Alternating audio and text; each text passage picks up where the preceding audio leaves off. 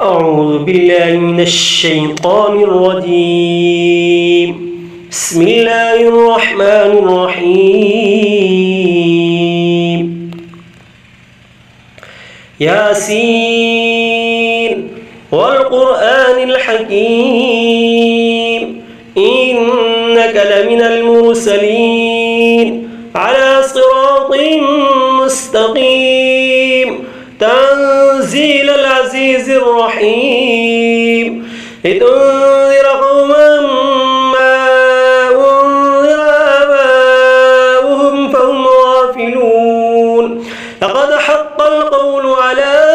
أكثرهم فهم لا يؤمنون إنا جعلنا في أعناقهم أغلالا فهي إلى الأذقان فهم مقمحون وجعلنا من بين أيديهم سدا ومن خلفهم سدا فأغشيناهم فهم لا يبصرون وسواء عليهم أأنذرتهم أم لم تنذرهم لا يؤمنون إنما تنذر من اتبع الذكر وخشي الرحمن بالغيب فبشره بمغفرة وأجر كريم إنا نحن نحيي الموتى ونكتب ما قدموا وآثارهم وكل شيء أحصيناه في إمام مبين واضرب لهم مثلا أصحاب القرية إذ جاءها المرسلون إذا أرسلنا إليهم اثنين فكذبوهما فعززنا بثالث فقالوا إنا إليكم مرسلون قالوا ما أنتم إلا بشر مثلنا وما أنزل الرحمن من شيء إن أنتم إلا تكذبون قالوا ربنا يعلم إنا إليكم لمرسلون وما علينا إلا البلاغ المبين قالوا إنا تطيرنا بكم لئن لم تنتهوا لنرجمنكم وليمسنكم منا عذاب أليم قالوا طائركم معكم أئن ذكرتم بل أنتم قوم مسرفون وجاء من أقصى المدينة رجل يسعى قال يا قوم اتبعوا المرسلين اتبعوا من لا يسألكم أجرا وهم مهتدون وما لي لا أعبد الذي فطرني وإليه ترجعون أتخذ من دونه آلهة إن يردني الرحمن بضر لا تغني عني شفاعتهم شيئا ولا ينقذون إني إذا لفي ضلال مبين إني آمنت بربكم فاسمعون قيل ادخل الجنة قال يا ليت قومي يعلمون بما غفر لي ربي وجعلني من المكرمين وما أنزلنا على قومه من بعده من جند من السماء وما كنا منزلين إن كانت إلا صيحة واحدة فإذا هم خامدون يا حسرة على العباد ما يأتيهم من رسول إلا كانوا به يستهزئون ألم يروا كم أهلكنا قبلهم من القرون أنهم إليهم لا يرجعون وإن كل لما جميع لدينا محضرون وآية لهم الأرض الميتة أحييناها وأخرجنا منها حبا فمنه يأكلون وجعلنا فيها جنات من نخيل وأعناب وفجرنا فيها من العيون ليأكلوا من ثمره وما عملته أيديهم أفلا يشكرون سبحان الذي خلق الأزواج كلها مما تنبت الأرض ومن أنفسهم ومما لا يعلمون وآية لهم الليل نسلخ منه النهار فإذا هم مظلمون والشمس تجري لمستقر لها ذلك تقدير العزيز العليم والقمر قدرناه منازل حتى عاد كالعرجون القديم لا الشمس ينبغي لها أن تدرك القمر ولا الليل سابق النهار وكل في فلك يسبحون وآية لهم أنا حملنا ذريتهم في الفلك المشحون وخلقنا لهم من مثله ما يركبون وإن نشأ نغرقهم فلا صريخ لهم ولا هم ينقذون إلا رحمة منا ومتاعا إلى حين وإذا قيل لهم اتقوا ما بين أيديكم وما خلفكم لعلكم ترحمون وما تأتيهم من آية من آيات ربهم إلا كانوا عنها معرضين وإذا قيل لهم أنفقوا مما رزقكم الله قال الذين كفروا للذين آمنوا أنطعم من لو يشاء الله وطعمه إن أنتم إلا في ضلال مبين ويقولون متى هذا الوعد إن كنتم صادقين ما ينظرون إلا صيحة واحدة تأخذهم وهم يخصمون فلا يستطيعون توصية ولا إلى أهلهم يرجعون ونفخ في الصور فإذا هم من الأجداث إلى ربهم ينسلون قالوا يا ويلنا من بعثنا من مرقدنا هذا ما وعد الرحمن وصدق المرسلون إن كانت إلا صيحة واحدة فإذا هم جميع لدينا محضرون فاليوم لا تظلم نفس شيئا ولا تجزون إلا ما كنتم تعملون إن أصحاب الجنة اليوم في شغل فاكهون هم وأزواجهم في ظلال على الأرائك متكئون لهم فيها فاكهة ولهم ما يدعون سلام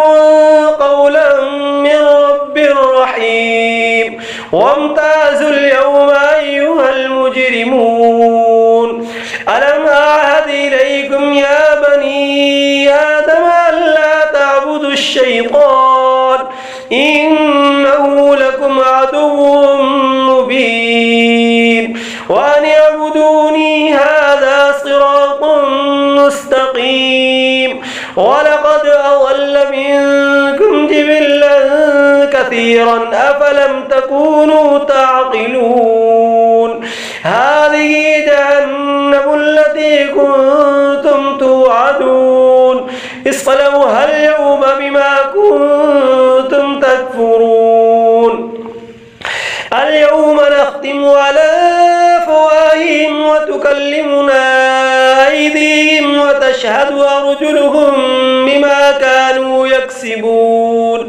ولو نشاء لطمسنا على أعينهم فاستبقوا الصراط فأنى يبصرون ولو نشاء لمسخناهم على مكانتهم فما استطاعوا مضيا ولا يرجعون ومن نعمره ننكسه في الخلق أفلا يعقلون وما علمناه الشعر وما ينبغي له إن هو إلا ذكر وقرآن مبين لينذر من كان حيا ويحق القول على الكافرين أولم يروا أنا خلقنا لهم مما عملت أيدينا أنعاما فهم لها مالكون وذللناها لهم فمنها ركوبهم ومنها يأكلون ولهم فيها منافع ومشارب وفلا يشكرون واتخذوا من دون الله آلهة لعلهم ينصرون لا يستطيعون نصرهم وهم لهم جند محضرون فلا يحزنك قولهم إنا نعلم ما يسرون وما يعلنون أولم ير الإنسان أنا خلقناه من نطفة فإذا هو خصيم مبين وضرب لنا مثلا ونسي خلقه قال من يحيي العظام وهي رميم قل يحييها الذي أنشأها أول مرة وهو بكل خلق عليم الذي جعل لكم من الشجر الأخضر نارا فإذا أنتم منه توقدون أوليس الذي خلق السماوات والأرض بقادر على أن يخلق مثلهم بلى وهو الخلاق العليم إنما أمره إذا أراد شيئا أن يقول له كن فيكون فسبحان الذي بيده ملكوت كل شيء وإليه ترجعون بسم الله الرحمن الرحيم الرحمن علم القرآن خلق الإنسان علمه البيان الشمس والقمر بحسبان والنجم والشجر يسجدان والسماء رفعها ووضع الميزان ألا تطغوا في الميزان وأقيموا الوزن بالقسط ولا تخسروا الميزان والأرض وضعها للأنام فيها فاكهة والنخل ذات الأكمام والحب ذو العصف والريحان فبأي آلاء ربكما تكذبان خلق الإنسان من صلصال كالفخار وخلق الجان من مارد من نار فبأي آلاء ربكما تكذبان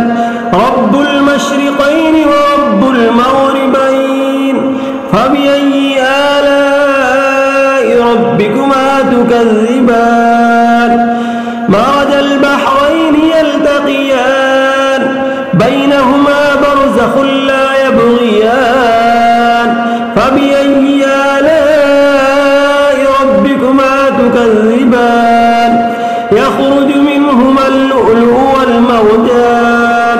فبأي آلاء ربكما تكذبان وله الجوار المنشآت في البحر كالأعلام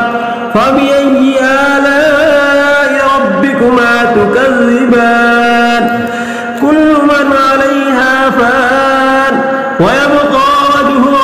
ذو الجلال والإكرام فبأي آلاء ربكما تكذبان يسأله من في السماوات والأرض كل يوم هو في شأن فبأي آلاء ربكما تكذبان سنفرغ لكم أيها الثقلان فبأي آلاء ربكما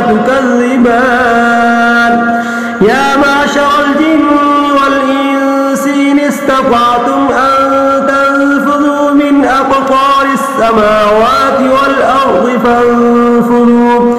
لا تنفذون إلا بسلطان فبأي آلاء ربكما تكذبان يرسل عليكما شواظ من نار ونحاس فلا تنتصران فبأي آلاء ربكما تكذبان فإذا انشقت السماء فكانت وردة كالدهان فبأي آلاء ربكما تكذبان فيومئذ لا يسأل عن ذنبه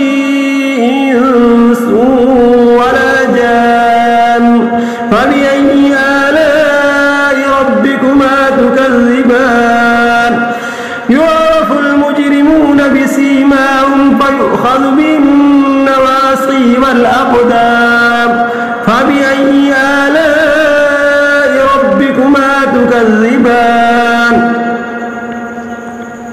هذه جهنم التي يكذب بها المجرمون يطوفون بينها وبين حميم آن فبأي آلاء ربكما تكذبان ولمن خاف مقام ربه جنتان فبأي آلاء ربكما تكذبان ذواتا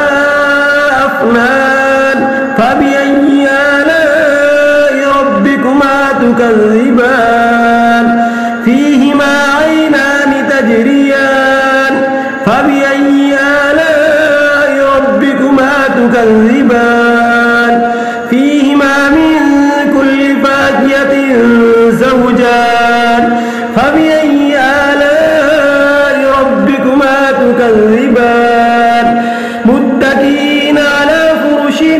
مطائنها من استبرق وجنى الجنتين دان فبأي آلاء ربكما تكذبان فيهن قاصرات الطرف لم يطمثهن إنس قبلهم ولا جان فبأي آلاء ربكما تكذبان كأنهن الياقوت والمرجان فبأي آلاء ربكما تكذبان هل جزاء الإحسان إلا الإحسان فبأي آلاء ربكما تكذبان ومن دونهما جنتان فبأي آلاء ربكما تكذبان مدهامتان فبأي آلاء ربكما تكذبان فيهما عينان نضاختان فبأي آلاء ربكما تكذبان فيهما فاكهة ونخل ورمان فبأي آلاء ربكما تكذبان فيهن خيرات حسان فبأي آلاء ربكما تكذبان حور مقصورات في الخيام فبأي آلاء ربكما تكذبان لم يطمثهن إنس قبلهم ولا جان فبأي آلاء ربكما تكذبان متكئين على رفرف خضر وعبقري حسان فبأي آلاء ربكما تكذبان تبارك اسم ربك ذي الجلال والإكرام بسم الله الرحمن الرحيم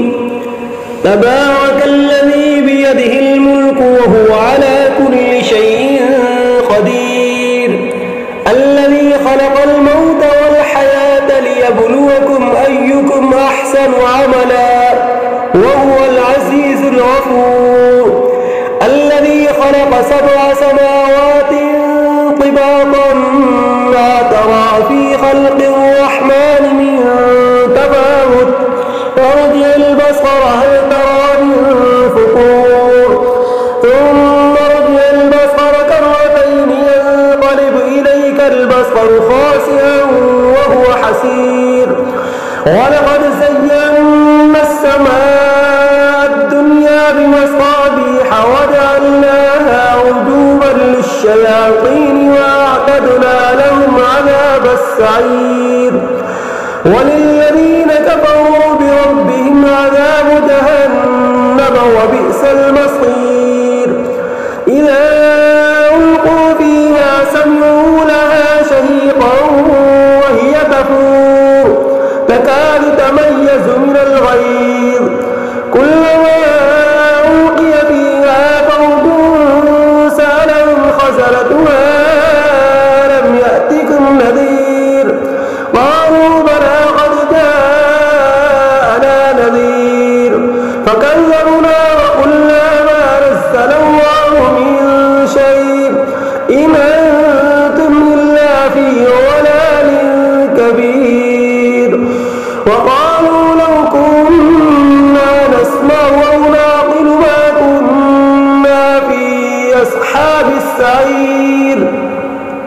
فاعترفوا بذنبهم فسحقا لأصحاب السعير إن الذين يخشون ربهم بالغيب لهم مغفرة وأجر كبير وأسروا قولكم أو اجهروا به إنه عليم بذات الصدور ألا يعلم من خلق وهو اللطيف الخبير هو الذي جعل لكم الأرض ذلولا فامشوا في مناكبها وكلوا من رزقه وإليه النشور أمنتم من في السماء أن يخسف بكم الأرض فإذا هي تمور أم أمنتم من في السماء أن يرسل عليكم حاصبا فستعلمون كيف نذير ولقد كذب الذين من قبلهم فكيف كان نكير أولم يروا إلى الطير فوقهم صافات ويقبضن ما يمسكهن إلا الرحمن إنه بكل شيء بصير أمن هذا الذي هو جند لكم ينصركم من دون الرحمن إن الكافرون إلا في غرور أمن هذا الذي يرزقكم إن أمسك رزقه بل لجوا في عتو ونفور أفمن يمشي مكبا على وجهه أهدى أمن يمشي سويا على صراط مستقيم قل هو الذي أنشأكم وجعل لكم السمع والأبصار والأفئدة قليلا ما تشكرون قل هو الذي ذراكم في الأرض وإليه تحشرون ويقولون متى هذا الوعد إن كنتم صادقين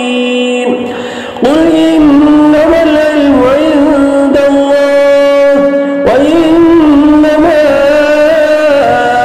أنا نذير مبين فلما رأوه زلفة